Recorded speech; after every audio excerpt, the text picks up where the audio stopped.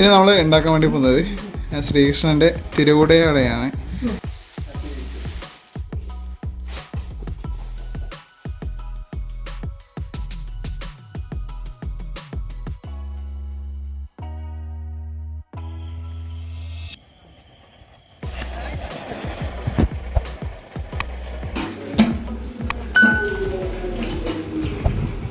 എങ്ങനെയുണ്ട്?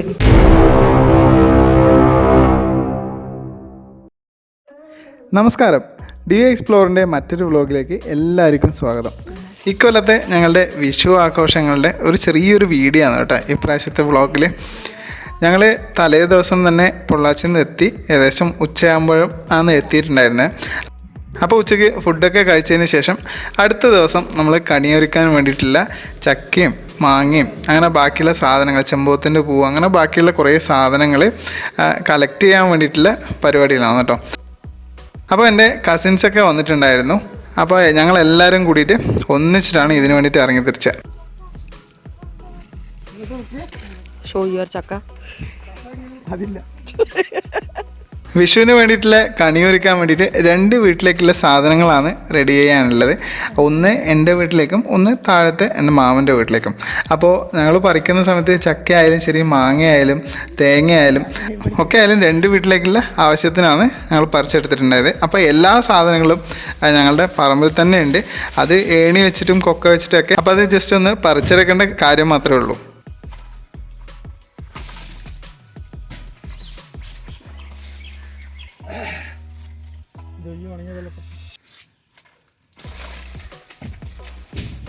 പടക്കം ഇത്തവണ പ്രത്യേകമായിട്ടൊന്നും വാങ്ങിച്ചിട്ടൊന്നുണ്ടായിരുന്നില്ല. കഴിഞ്ഞ പ്രാവശ്യം വാങ്ങിച്ചത് തന്നെ കുറേ പടക്കങ്ങൾ ബാക്കിയുണ്ടായിരുന്നു. അപ്പോൾ ഞങ്ങൾ ജസ്റ്റ് ഒന്ന് വെയിലത്തിട്ടിട്ട് ഒന്ന് ചൂടാക്കി എടുത്തതേ ഉള്ളൂ.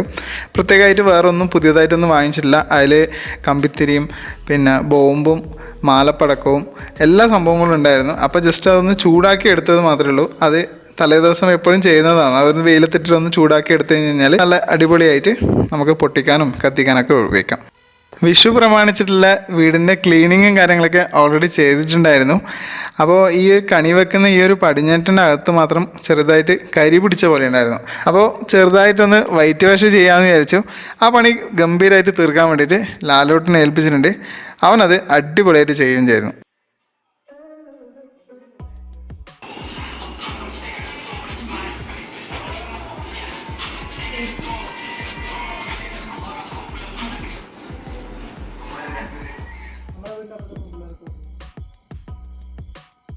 അങ്ങനെ വിഷുക്കണി ഒരുക്കാനുള്ള എല്ലാ സാധനങ്ങളും ഞങ്ങൾ റെഡിയാക്കി വെച്ചു. ഏകദേശം സന്ധ്യ ആവുന്ന സമയത്ത് എല്ലാവരും കൂടെ പടക്കം പൊട്ടിക്കാൻ വേണ്ടിയിട്ട് നേരെ കളത്തിലേക്ക് വന്നു. കമ്പിത്തിരിയും മത്താപ്പും പൂക്കുറ്റിയും ഒക്കെ ആയിട്ട് നല്ലൊരു അടിപൊളി റോളായിരുന്നു കേട്ടോ.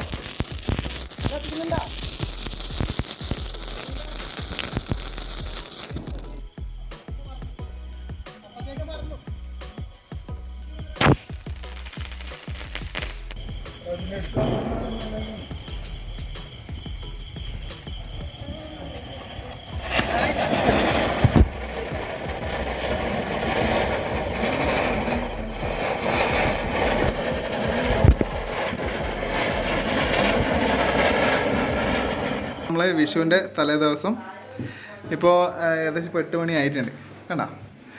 അപ്പോൾ നാളത്തേക്ക് വേണ്ടിയിട്ടുള്ള പലഹാരം ഉണ്ടാക്കാൻ വേണ്ടി പോവുകയാണേ. അതായത് എന്താ ഉണ്ടാക്കാൻ വേണ്ടി പോകുന്നത്? പഴംപൊരി. പഴംപൊരി മാത്രമേ ഉള്ളൂ. ബത്താസ് മധുരക്കിഴങ്ങ് അല്ലേ. അപ്പോൾ ഇതിൽ എടുത്തിട്ടുള്ളത് കടലമാവ് അല്ലേ. കടലമാവും മൈദയും പിന്നെ വേറെ കൊണ്ടോ? പഞ്ചസാര, കുറച്ച് ഉപ്പ്, പിന്നെ മഞ്ഞൾപ്പൊടി. ഇതെല്ലാം കൂടെ ഒന്നിച്ചിട്ട് അങ്ങ് മിക്സ് ആക്കിയിട്ടാണ് അല്ലേ. ഇനി കുഴക്കാൻ വേണ്ടി പോയത് നോർമൽ വെള്ളമല്ലേ, പച്ചവെള്ളമല്ലേ.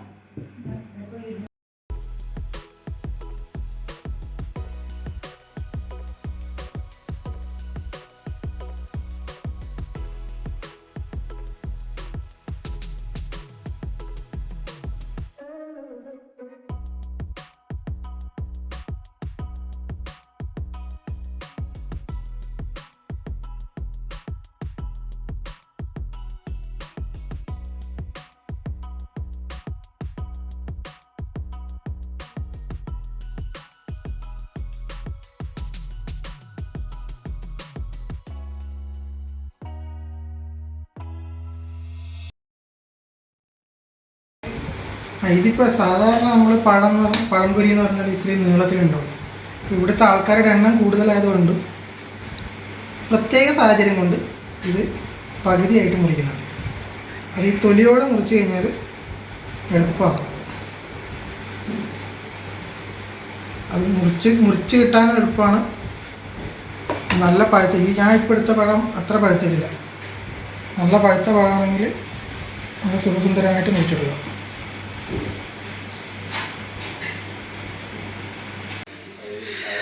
അപ്പോൾ ഇതാണ് നമ്മളെ ബത്താസ് കിഴങ്ങ്, അതായത് നമ്മളെ മധുരക്കിഴങ്ങ് എന്ന് പറയും. ഇത് ആ ബത്താസ് കിഴങ്ങ് ചെറുതായിട്ട് വട്ടത്തിൽ ചെറിയ കനത്തിൽ അരിഞ്ഞെടുത്തതാണ്. ഈ ബത്താസിൻ്റെ പൊരിയും അതേപോലെ പഴംപൊരിയാണ് നമ്മൾ ഇന്നത്തെ സ്പെഷ്യൽ, വിഷു സ്പെഷ്യൽ.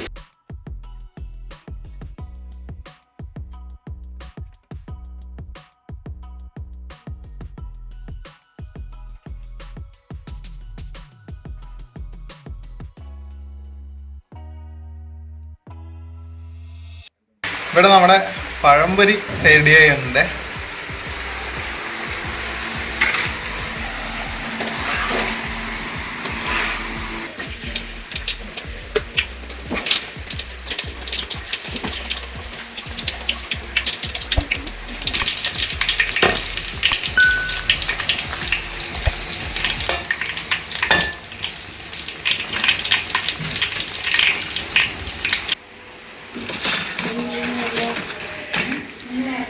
ഇതാണ് നമ്മുടെ ബത്താസ് കിഴങ്ങ് അഥവാ മധുരക്കിഴങ്ങ്. വിഷുവിന് ഉണ്ടാക്കുന്ന പലഹാരങ്ങളിൽ നമുക്ക് ഒഴിച്ചുകൂടാൻ പറ്റാത്ത ഒന്നാണ് നമ്മുടെ ഉണ്ണിയപ്പം അല്ലെങ്കിൽ കാരയപ്പം എന്ന് പറയും. അപ്പോൾ ഈ തിളച്ച എണ്ണയിലേക്ക് കാരയപ്പത്തിൻ്റെ മാവ് ഇങ്ങനെ ഒഴിച്ചു കൊടുത്തിട്ട് അതിങ്ങനെ പൊങ്ങി വരുന്നത് കാണാൻ തന്നെ നല്ല ഭംഗിയുള്ളൊരു കാഴ്ചയാണ്. ഈ കാരയപ്പം നമ്മൾ വിഷുവിന് കണി കാണാനും ഉപയോഗിക്കാറുണ്ട്. അങ്ങനെ തലേന്ന് നേരത്തെ കാലത്തെ നമ്മൾ ചൂടാൻ തുടങ്ങിയിട്ട് ഇപ്പോൾ ഏകദേശം ഇതാ ഒരു കലം നിറച്ചും ഉണ്ണിയപ്പം റെഡി ആയിട്ടുണ്ട്. ഇനി നമുക്ക് കണി എങ്ങനെയാണെന്ന് ഒരുക്കുന്നതെന്നും കൂടെ ഒന്ന് കാണാം. അപ്പോൾ കണി ഒരുക്കുന്ന സമയത്ത് ഡെക്കറേറ്റ് ചെയ്യാനുള്ള പൂവും കളഭവും ഭസ്മവും ഒക്കെ നമ്മളിവിടെ റെഡിയാക്കി വെച്ചിട്ടുണ്ട്.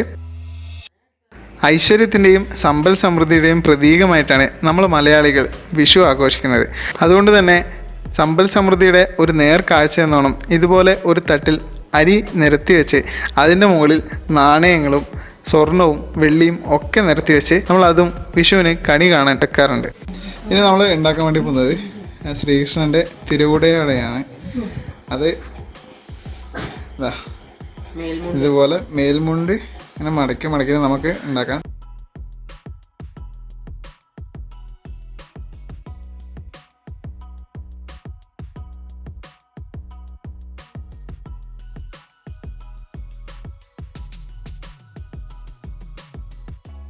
അപ്പോൾ ഇതിപ്പോൾ എവിടെയും ഇപ്പോൾ ഇങ്ങനെ സാധാരണ ഉണ്ടാക്കാറില്ല. നമുക്ക് റെഡിമെയ്ഡ് പീസായിട്ട് നമുക്ക് വാങ്ങിക്കാൻ കിട്ടും. അപ്പോൾ ഇത് നമ്മൾ ജസ്റ്റ് ഒന്ന് ഒരു കൗതുകത്തിന് വേണ്ടിയിട്ട് ഉണ്ടാക്കി നോക്കിയതാണ്. ഇതെങ്ങനെയാണെന്ന് ഇപ്പോൾ എന്താ ഫൈനൽ ലുക്ക് ഇങ്ങനെ വരുന്നുണ്ടോ? അതിന് റബ്ബർ ബാൻഡൊക്കെ ഇട്ട് കഴിഞ്ഞാൽ നല്ല ലുക്ക് ഉണ്ടാവും അല്ലേ? ഇപ്പോൾ ഒരു ചെറിയൊരു പ്രോട്ടോടൈപ്പ് ഉണ്ടാക്കിയിട്ടുണ്ട്. ഫൈനൽ പ്രോഡക്റ്റ് നമുക്ക് ഉണ്ടാക്കിയിട്ട് ഫൈനൽ.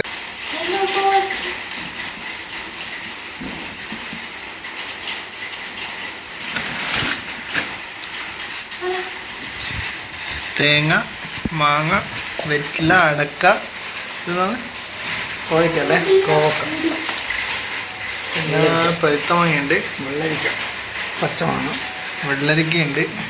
നമ്മൾ ചെമ്പൂത്തും പൂവാണ്. ചെമ്പൂത്തും പൂവ് സാധാരണ ചുവപ്പ് ചെമ്പകത്തിൻ്റെ പൂ തന്നെയാണ് നമ്മൾ ചെമ്പകത്തിൻ പൂവെന്ന് പറയുന്നത്. അപ്പോൾ ഇത് 2 ടൈപ്പ് ഉണ്ട്.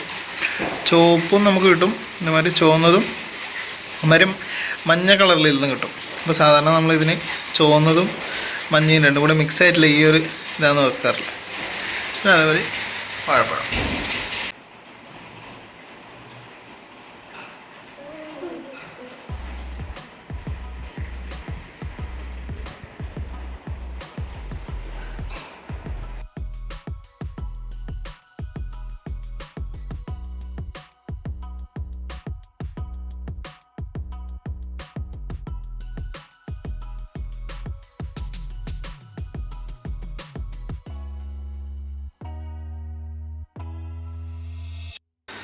അങ്ങനെ നമ്മുടെ ഉണ്ണിക്കണ്ണൻ റെഡി ആയിട്ടുണ്ട്, കണിക്ക് വേണ്ടിയിട്ട് റെഡി ആയിട്ടുണ്ട്.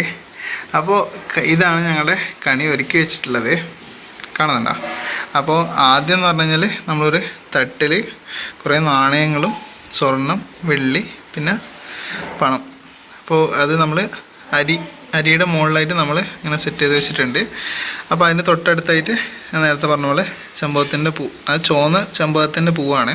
പിന്നെ ഒരു മഞ്ഞ ജമന്തി, പിന്നെ ഇതിൽ ധാന്യങ്ങളൊക്കെ ഇങ്ങനെ ഒരു ചെറിയൊരു പാത്രത്തിലാക്കിയിട്ട് ഇങ്ങനെ വെച്ചിട്ടുണ്ട്. അപ്പോൾ എന്തൊക്കെ ധാന്യങ്ങളാണെന്ന് പറഞ്ഞു കഴിഞ്ഞാൽ ഇതിപ്പോൾ ഗോതമ്പുണ്ട്, പിന്നെ മുതിര, മമ്പയർ, കടല, തോര, പിന്നെ ഉഴുന്ന്, പിന്നെ ചെറുപയർ, പിന്നെ ഗ്രീൻ പീസ്, പിന്നെ അതല്ലാതെ ഉഴുന്നുണ്ട്, പിന്നെ ഇത് ചുവന്ന മുളകാണ്, വറ്റൽ മുളക്, പിന്നെ കുരുമുളകുണ്ട്, കടുകുണ്ട്, ഇവിടെ ഉപ്പ് വെച്ചിട്ടുണ്ട്, പിന്നെ ഇത് നമ്മുടെ കോയക്ക. അപ്പോൾ അതല്ലാതെ ഇവിടെ പരിപ്പ്. അപ്പോൾ ഇത്രയും സാധനങ്ങൾ നമ്മൾ ധാന്യങ്ങളിൽ വെച്ചിട്ടുണ്ട്. പഴം പച്ചക്കറികൾ നോക്കുകയാണെന്നുണ്ടെങ്കിൽ ഇവിടെ പഴുത്ത മാമ്പഴമുണ്ട്, പച്ചമാങ്ങയുണ്ട്, പിന്നെ കണിവെള്ളരിയുണ്ട്, അതായത് നമ്മുടെ വെള്ളരിക്ക, പിന്നെ കദളിപ്പഴം, പിന്നെ ഇവിടെ കണിക്കൊന്ന. ഏറ്റവും താഴെയായിട്ട് തേങ്ങ, കണിവെള്ളരി വെച്ചിട്ടുണ്ട്, പിന്നെ ചക്കയുണ്ട്, പിന്നെ വെറ്റില അടയ്ക്കും ഒരു പാത്രത്തിൽ മുണ്ടും. അപ്പോൾ ഇതാണ് നമ്മളുടെ കണി. അപ്പോൾ ഇത് നല്ല രാവിലെ പുലർച്ചെ നമ്മൾ ഇപ്പോൾ എണീച്ച് ലൈറ്റൊക്കെ ഓഫാക്കിയിട്ട്, അതായത് വേറെ ലൈറ്റും കാര്യങ്ങളൊന്നും ഇല്ലാതെ വെറും നിലവിളക്കിൻ്റെ വെളിച്ചത്തിൽ മാത്രമായിരിക്കും നമ്മളിത് കാണാൻ വേണ്ടി പോകുന്നത്. അത് അതിൻ്റെ ഭംഗി ഒരു പ്രത്യേകതയായിരിക്കും. അപ്പോൾ നമുക്കിനി രാവിലെ കാണാം.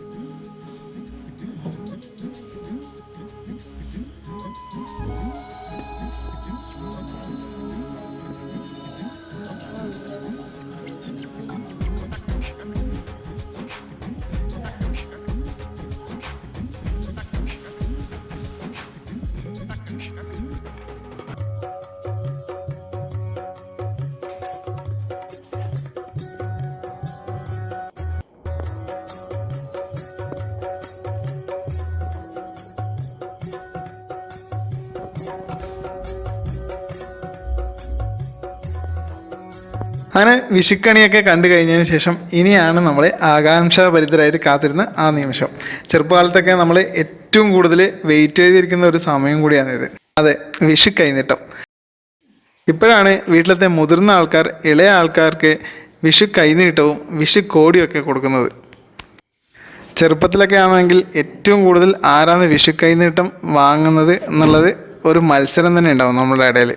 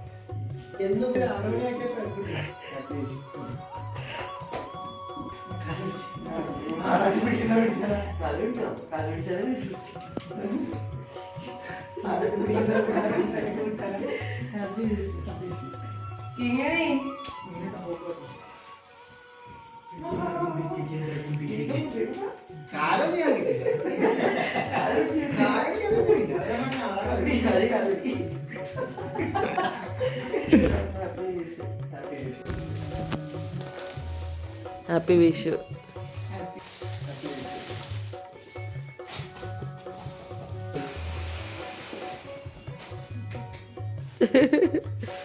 ഹാപ്പി വിഷു. ഹാപ്പി വിഷു.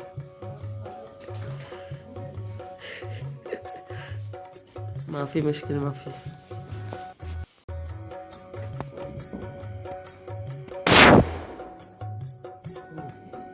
ഇങ്ങനെ എടുത്തിട്ട് ഇങ്ങനെ കറക്കണം.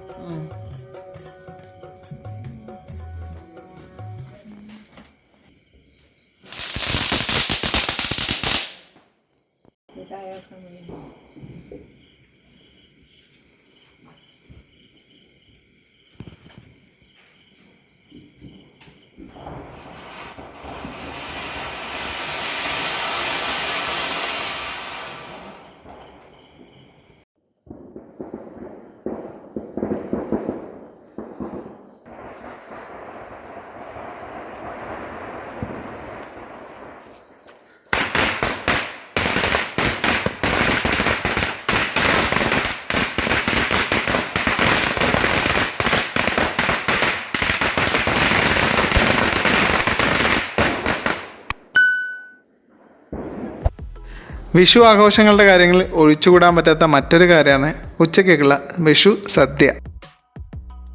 മലബാറുകാരെ സംബന്ധിച്ചിടത്തോളം പ്രത്യേകിച്ചും നമ്മൾ കണ്ണൂരുകാർക്ക് നോൺ വെജ് ഇല്ലാതെ ഒരു വിഷു സദ്യ ഉണ്ടാവില്ല. അപ്പോൾ ഇപ്രാവശ്യം വിഷു സദ്യക്ക് പകരം നെയ്ച്ചോറും ഇറച്ചിയും പിന്നെ മീൻ ഫ്രൈ ആയിരുന്നു സ്പെഷ്യൽ. ഇത് കേൾക്കുന്ന ബാക്കിയുള്ളവരൊക്കെ വിചാരിക്കണ്ട കേട്ടോ, ഇതെന്താപ്പം ഇങ്ങനെയെന്ന്. ഇങ്ങനെ ആയിരിക്കും നമ്മുടെ കണ്ണൂരും ചുറ്റുവട്ടത്തുള്ള എല്ലാ വീടുകളിലും. അങ്ങനെ എല്ലാവരും ഒന്നിച്ചിരുന്ന് ആസ്വദിച്ച് ഭക്ഷണമൊക്കെ കഴിച്ചു.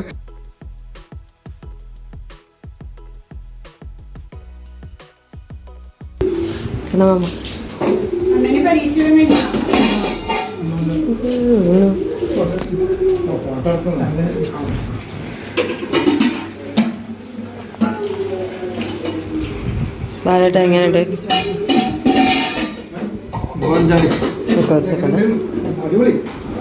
എങ്ങനെയുണ്ട്?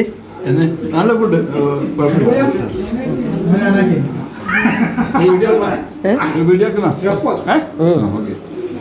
പറഞ്ഞോപ്പം എന്നാന്ന് വെച്ചാല് കുറ്റം പറഞ്ഞോ. നല്ല ഫുഡാണ്, അഭിപ്രായം പറഞ്ഞാൽ പിന്നെ മാറ്റാൻ പാടില്ല. അത് തീർച്ച. അതെ, ഇപ്പൊ അത് രണ്ടാമത് മാറ്റിയാ ഇങ്ങനെ ഉണ്ടാക്കി പറഞ്ഞു.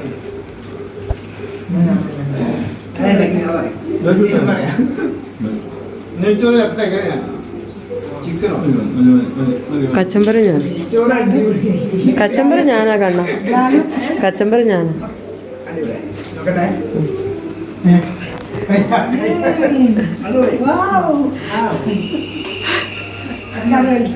ആര് കുറ്റം പറഞ്ഞാലും അവൻ എന്നെ കുറ്റം പറയില്ല. അതാത്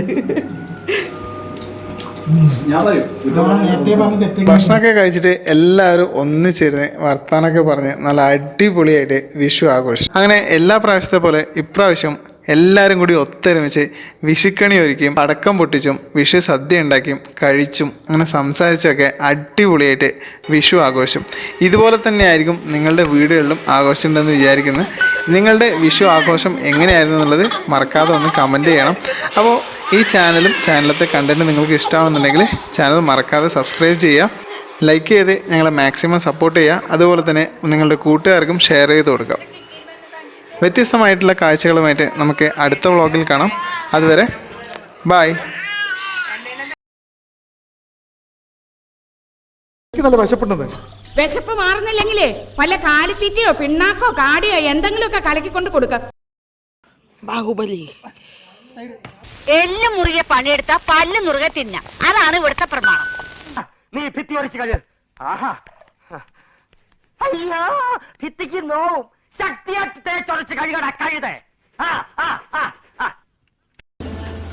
നീ കാലി വീണ മാത്രം മതി, വാക്കല്ല ഒന്നും പറയരുത്. ആരെന്ത് പറഞ്ഞാലും നമ്മുടെ ആവശ്യമാണ്. കമാന്നൊരക്ഷരം പറയരുത്. പറയൂ.